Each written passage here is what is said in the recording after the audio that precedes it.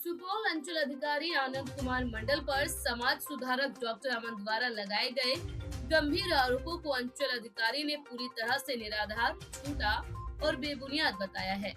Doctor अमन ने अंचल अधिकारी पर पंजीकरण में कथित हेराफेरी कर 25 एकड़ से अधिक सरकारी जमीन की अवैध बिक्री एवं दाखिल खारिज करने का आरोप लगाया था। साथ ही उन्होंने यह भी दावा किया था कि इस कथित गड़बड़ी से सरकार और रेतों को 50 करोड़ रुपए से अधिक का नुकसान हुआ है। इन आरोपों पर प्रतिक्रिया देते हुए अंचल अधिकारी आनंद कुमार मंडल ने स्पष्ट शब्दों में कहा कि उनके ऊपर लगाए गए सभी आरोप तथ्यहीन हैं और बिना किसी प्रमाण के लगाए गए हैं। उन्होंने कहा कि पंजीकरण सहित सभी भूमि अभिलेख पूरी तरह नियम और कानून के तहत संधारित किए जाते हैं और किसी भी प्रकार की हेराफेरी की बात पूरी तरह से गलत है। सबसे पहले तो मैं यही कहना चाहूँगा कि जिस भी तरह का मेरे ऊपर आरोप लगाया गया है बेबुनियाद है, निराधार है।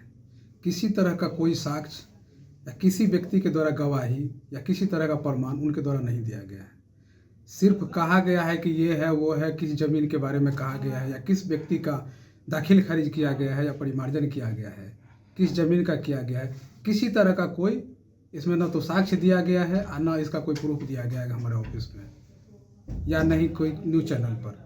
तो हम यही कहना चाहेंगे, यदि किसी तरह का गड़बड़ी हुआ है तो उसको साक्ष्य दिया जाए, उसका जांच किया जाएगा। यदि हम उसमें दोषी होंगे तो हम पर कार्रवाई होगी।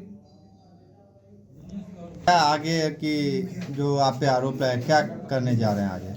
इस तरह के बेबुनियाद और निराधार जो आरोप लगाए गए हैं मेरे ऊपर और मेरे ऊपर जो मेरे कैरेक्टर के ऊपर भ्रष्टाचार का या किसी अन्य तरह का जो आरोप लगाया गया है, इसके अगेंस्ट हम लीगल ओपिनियन ले रहे हैं, अपने वकील के माध्यम से सलाह ले रहे हैं और बहुत जल्दी इस पर विधि सम्मत कार्रवाई की जाएगी।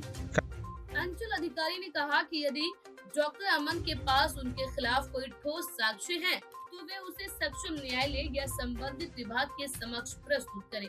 सीईओ आनंद कुमार मंडल ने आगे कहा कि बेवजह और झूठे आरोप लगाकर उनकी छवि धूमिल करने की साजिश की जा रही है, जिसे किसी भी सूरत में बर्दाश्त नहीं किया जाएगा।